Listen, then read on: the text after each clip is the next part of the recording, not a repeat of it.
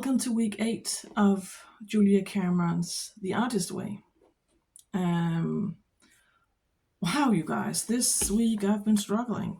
I'm gonna give you my honest opinion, as I did in the first week of starting it. And my problem is the same as it was in the first week. Sometimes Julia Cameron writes something that is absolute nonsense. For instance, in chapter 1, she claims that it's a commonly held negative belief that if you begins an art career, you might end up finding out that you're gay, or that you might be afraid to get plague or AIDS. It's just, she writes some really weird stuff. And this week she writes. She compares the unjust criticism from a mentor or teacher of a young aspiring artist, the damage that can cause and the trauma that can cause. In a person, she compares that kind of trauma with the trauma of emotional incest and sexual assault. That is a wild comparison. And my main problem with this book, it made me angry. I found it quite offensive because that is not, in my opinion, that is not nearly as traumatizing as incest and sexual assault. Yes, it's traumatizing, but it's not as destructive and brutal as incest and sexual assault. It's just, you can't make that comparison, in my opinion. And my problem with this book is that Julia Cameron represents her own opinions as being facts. There isn't a thread of evidence or to back up her claims. And so I had trouble moving past this because it made me really angry. And it made me stop this project altogether for almost the entirety of this week. I haven't done my morning pages. I haven't done any assignments. I just stopped. Because I have difficulties with this book. I like the assignments, I like the journaling prompts and the tasks and the things she wants you to ponder about and think about. I like those parts and they're really helpful. And that is the strong element in this book that really helps people. But some of the stuff that she writes, someone in the comments wrote that she felt that some of the stuff in the book felt like Julia Cameron's own personal baggage, and I can totally relate to that comment. I agree. And she, of course, she's entitled to have her own opinion, but she represents them as facts, and that's the problem I have with this book. But I am going to move on. I am going to finish this because it has, as you've seen, it has helped me a great deal. I did have breakthroughs. And up until now, my strategy of just ignoring the stuff I found weird and moving on, let it roll off, it has helped so far. But this week, I had to stop and think. And so I'm going to wait until I've finished the course to actually give my final recommendations about this book. But right now, there's some troubling things in this book, definitely. But I'm gonna move on, and there is stuff in week 8 that I can relate to. She writes about taking it step by step. That's breaking your end goals into smaller, more attainable goals to make it more achievable.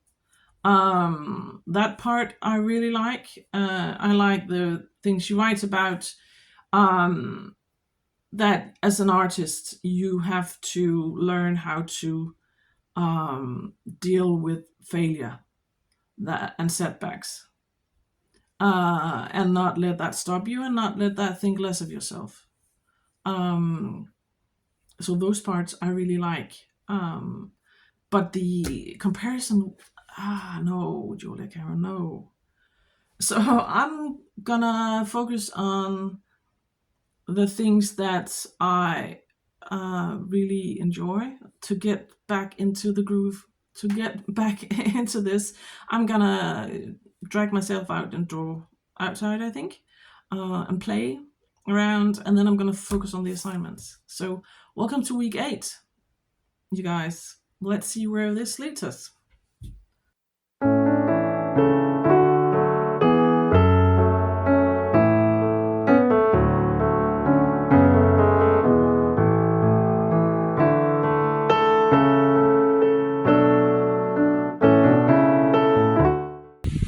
Welcome to my artist date. This week I have come to the old rampart. I hope you can hear what I say. It's a bit windy, and I hope that the mic doesn't catch too much of the wind. I'm at the rampart that runs all the way around the town center, and I'm gonna draw for an hour or so and make the most of it. The weather is really nice.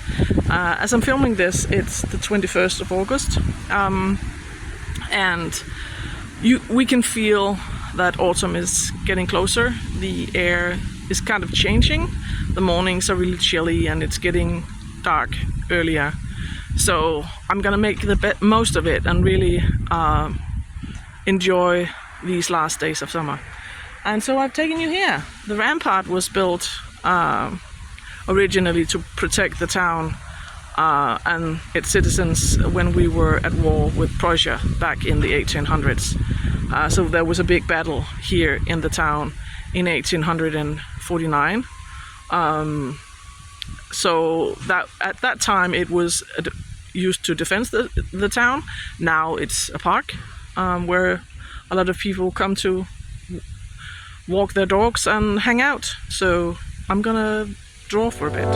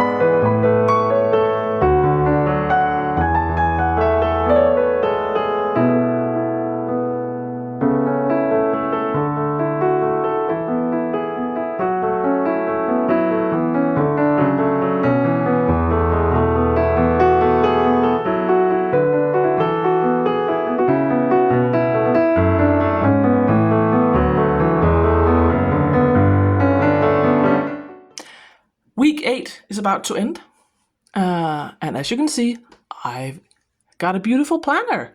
Up until now, I haven't been a planner girl. I've just been jotting down my to-do list in a notebook.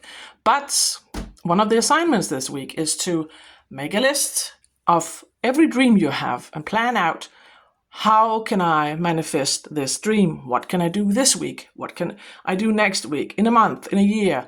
How can I manifest it and make it into reality? And for that, I needed a planner because I need to long-term plan. And so that's what I've been doing. I'm just slowly started using it. I have this list here of one of the projects. That's the other thing. I want to paint and I want to write a book, but I need to prioritize. And so I've made the decision that I want to play in my sketchbooks. I want to draw. I want to sketch my world. And I just want that to be fun and playtime and not something that necessarily has to lead to anything major just now, because I have to ease my way back into it. And then the other thing, writing a book, I want to actually start doing that and taking the steps to getting published. It feels wild to say it out loud, but that's my end goal, to be a published author. And so I've started to write down my list. It's longer than that. I have it in a rough notebook, but I have to transfer it in here. And then I can see here the month of September. I've written down some of the other creative goals I have for the month, projects that I want to complete. And then as I go along, I will also have a list of affirmations that I can pull from, and every week choose another affirmation to work with going forward, because I need to find a way to keep me on track when the 12 weeks of this project ends. And so I'll flip you around and we can end off this vlog. And so this beautiful planner is going to be my tool going forward to keep me accountable and actually keep continuing with the things that I've been learning through this the Artist Way. And I must say, even though the week had a rough start because of my frustrations with the things that Julia Cameron wrote, it ended up being a very pleasant week, and I am back into the groove of it. I'm writing my morning pages and I'm completing my assignments, and I am also working with affirmations again. So it helped going out on an artist date and drawing outside, and also really being mindful and continuing this journey of overhauling my life and live more slowly and with more intention, because I've really been mindful of actually enjoying the change of season right now. We're in this in-between place between it. It's not yet autumn, but it's not really summer. So it's still lush and green and warm outside, but you can feel in the mornings the air is cold and crisp, and and the farmers around us are in full swing when it comes to harvesting. And so it is September now. So it is. We know that in a week or two it's going to be autumn, and I've really taking the time and actually enjoying this change of season, and also looking at how I can decorate my house for fall and really see that as a creative endeavor. We've decorated the house for Christmas and Halloween. Halloween wasn't a thing when I was a child. That was something they celebrated in the States.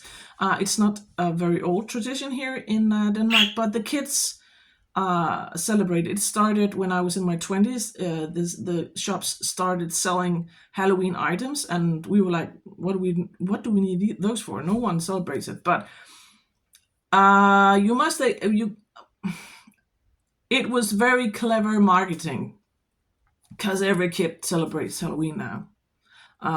So even though it was the stores and the shops that kind of tried to make it a Danish tradition, they succeeded. And I do really like some aspects of Halloween. So we do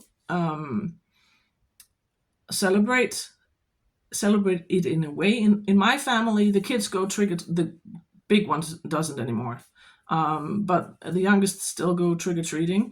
And then we have this celebration where we honor the dead. We honor the people that we've lost, our relatives. So we light candles and talk about the people that we miss, and it's a really nice, and we make a very nice dinner, and we have that tradition in the family. So we do decorate the house for Christmas and Halloween, but besides that, not really. But I want to change that. I want to have 4 boxes with seasonal decorations, with blankets and cushions that we only use in the fall, with a special mug that I only use in that particular season. I want to build a tradition where I kind of had the same joy of pulling out that box and decorating my house for the coming season as I do when I pull out the big box of Christmas decorations. And I'm not going to go out and buy a lot of things. I'm going to look around at the things we already have, and kind of shop my own stash and make these boxes. So the idea of that has really got me back into the groove, and I'm started actually working after making the plans in my book. I've actually started working quite seriously in working on the book, character development, and the plot, because it's an old book and it needs to be rewritten. And so I am enjoying myself again.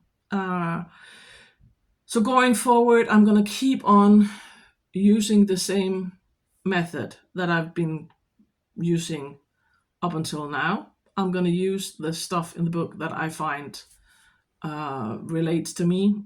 And when she writes some nonsense, move on. This week it was just a bit difficult to let it roll off. So let's see where week 9 leads us, because this week has been really nice. She also, one of the other tasks was kind of thinking about your ideal day and writing out how your ideal day would be, and see if there are elements of that you could implement right now. It might not be realistic to have an ideal day now in your life. You might not have the money, your family situation might make it difficult, something like that, but still look what other elements of that you could implement in your everyday life. And that has been really nice. In an ideal world, I would like slow mornings, but when you have kids that needs to go to school and get up early in the morning, that's just not doable. Our mornings are hectic, and I need to run the school, go for the school run, because we live in the countryside and there are no public transports. I need to, the big ones I have to drive them to the train station, and the youngest has to be dropped off at school. And so there are elements of my ideal day that it's just not, it can't be implemented. But I've been looking at it and see, are there other elements that I can use? And that has been really nice. And so actually going into week 9, that is the first time that I have to start another tradition, and that is setting my intentions for the coming month, because Tuesday the 3rd, it's new moon, and that is where I want to set my intentions for the coming month, and then look at what things can I do. I need to pick out 2 steps that I can do that month to actually kind of get manifested in my life. So I'm back on track, and I'll see you in week 9. Bye.